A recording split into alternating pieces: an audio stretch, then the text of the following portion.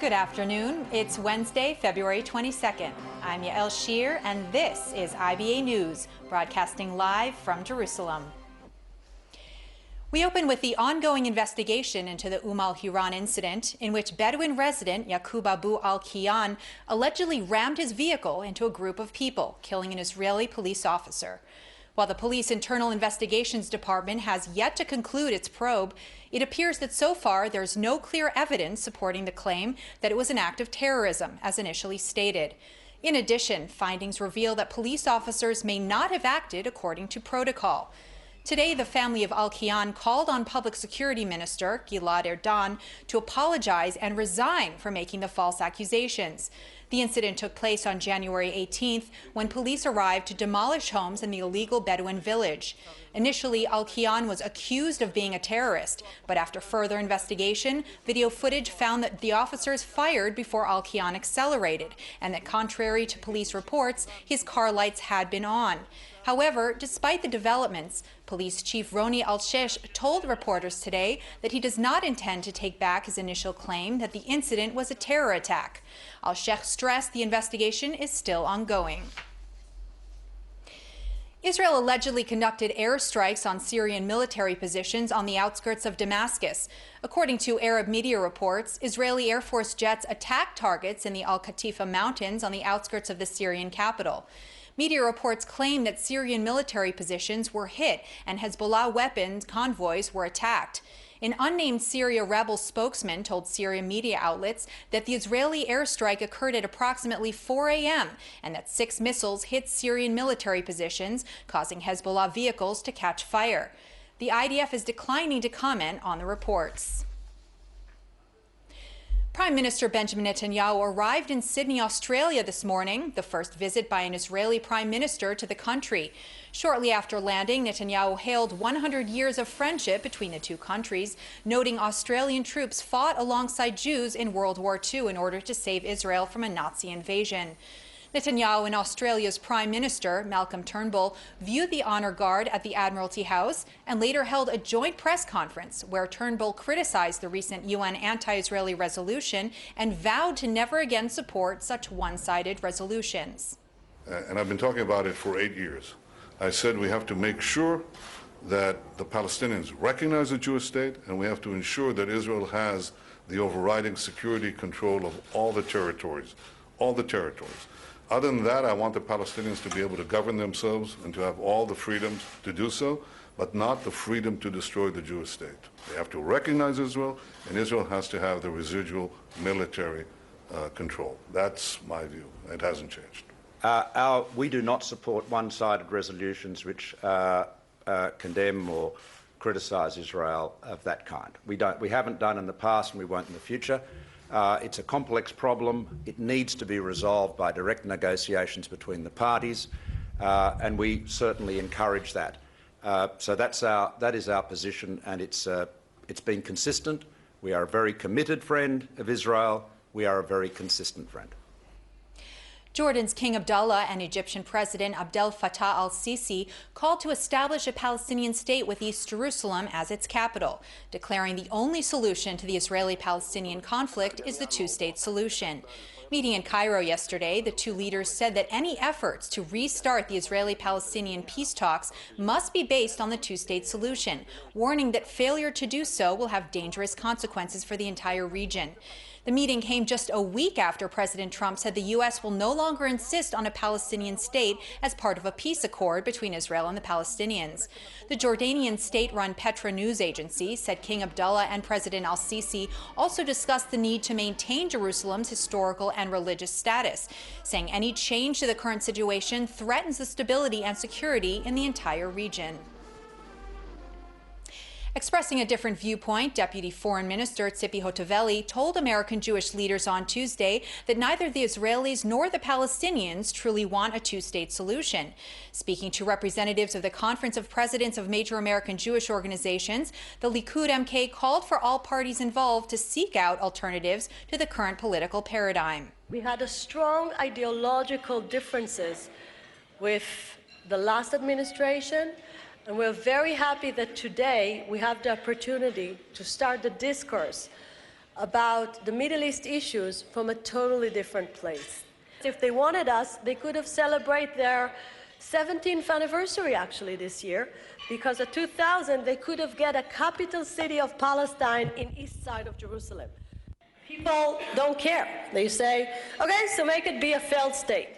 But if you create another failed state in the Middle East, you end up with what happened in Libya, in Yemen, in Syria, and we don't want that to happen. A pro-Palestinian protest at Dublin's Trinity College forced the cancellation of a planned lecture by Israel's ambassador to Ireland, Ze'ev Boker. A statement issued by Israel's foreign ministry said it was horrified by the vicious actions of the group, whose members call for the destruction of the Jewish state. The ministry's statement said it is unfortunate that, quote, these bullying, intimidating tactics of the BDS movement deny academic thought, exploration, and discussion. Yesterday, Israel's ambassador told reporters that the university issued a statement condemning the protest, calling it an unacceptable attack on free speech. The pro-Palestinian protest coincided with the start of the Palestinian Action Week on campus, which went along as planned and featured BDS speakers. U.S. President Donald Trump spoke out yesterday for the first time against the wave of anti-Semitic attacks that has swept across the United States in recent weeks.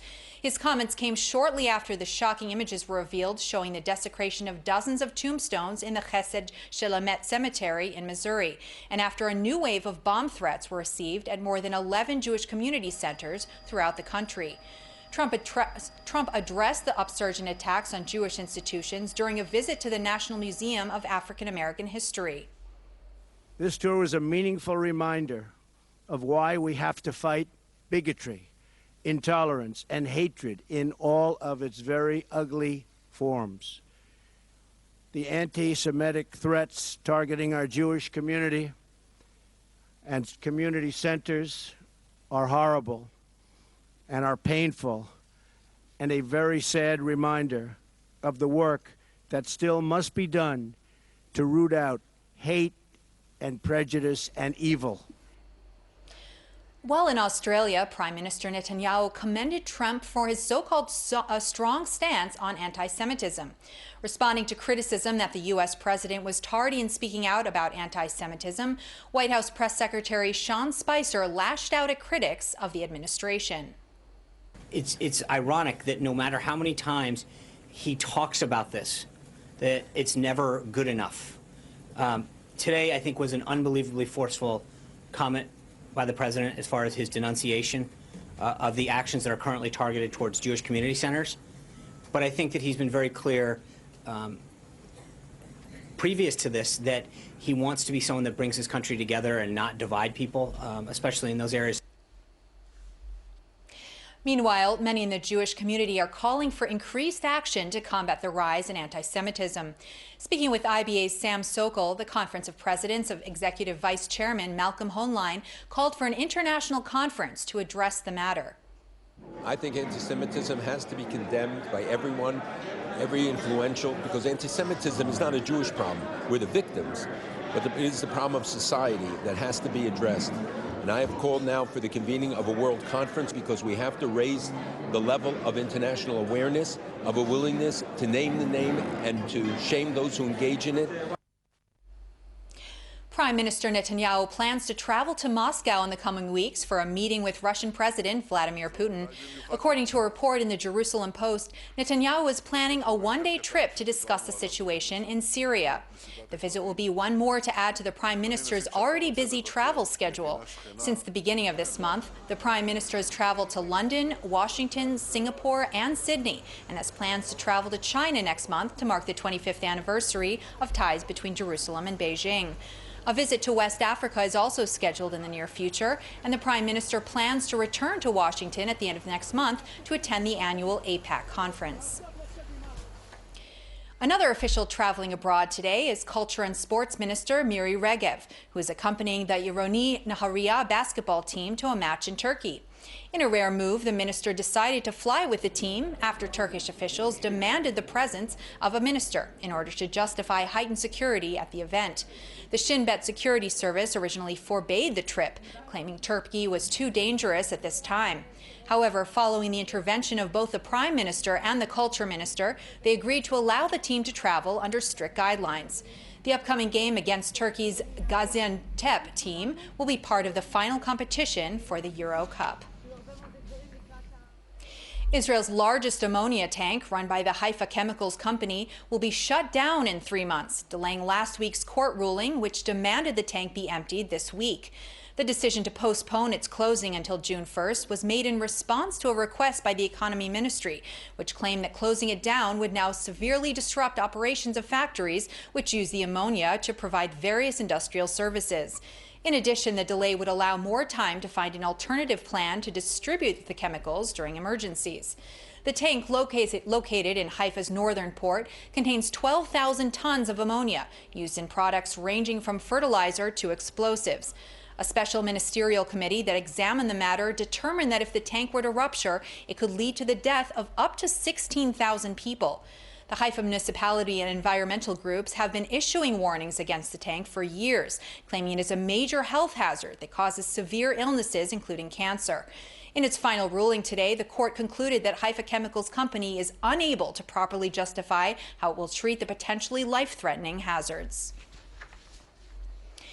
In other news, you can welcome 102 members of the Bnei Menashe Jewish community who made Aliyah this week. The group, which claims descent from one of Israel's lost tribes, arrived in the country straight from India's Mizoram region, which borders Burma and Bangladesh. The new immigrants were brought in by the Shavei Israel organization, a Jerusalem-based nonprofit that aims to strengthen ties between the Jewish people and descendants of Jews around the world.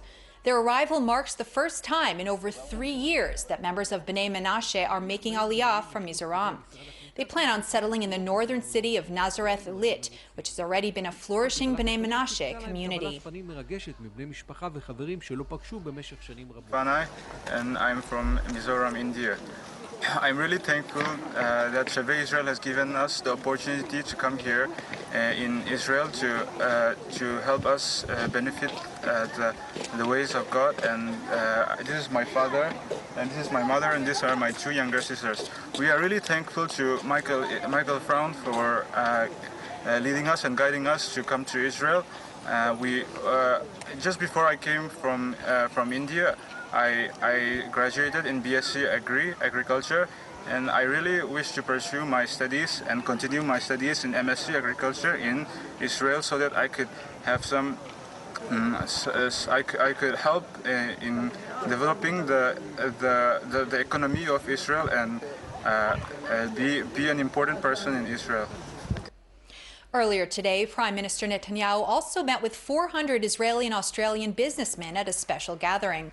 Netanyahu will spend the next 4 days in Sydney, where he's scheduled to meet with top government officials and members of the Jewish community, as well as sign a number of cooperation agreements. Addressing the crowd, the Prime Minister highlighted Israel's strong economic cooperation with many countries around the world. The reason all these countries are coming to Israel in ways that have not yet penetrated the public mind, but it's beginning to happen. The reason this is happening is because they identify 2 main things that Israel can deliver. I call them T and T. The first T is to deliver an antidote to terror. And Israel has superb intelligence services. So does Australia. By the way, we would do a lot better together than separately. This is one of the things that Prime Minister Turnbull and I discussed today. But Israel's capacity to deliver online, real-time intelligence to stop these barbarians. But there's a second T, and that T is technology. Our world is changing very rapidly. The countries that will succeed are those who can innovate.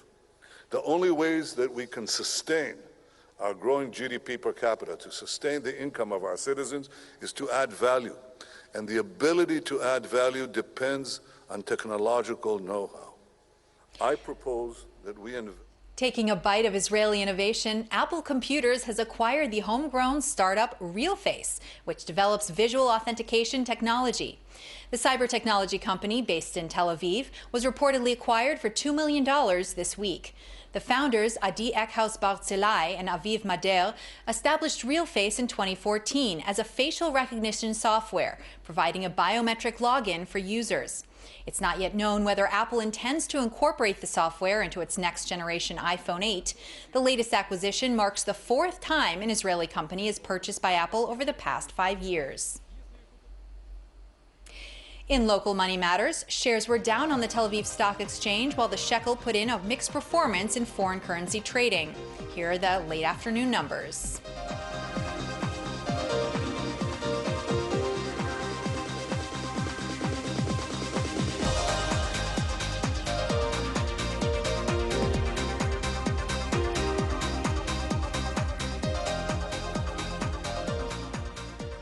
Turning to the weather, the forecast is calling for partly cloudy skies with continued cool temperatures tonight and a chance of thunderstorms.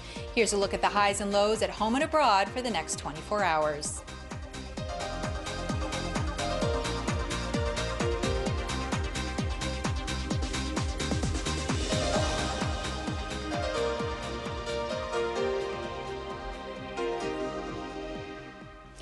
That's all for this newscast. Join us tomorrow, same time, same channel, for all the latest news from Israel. Until then, I'm Yael Shir, wishing you a good evening and shalom from Jerusalem.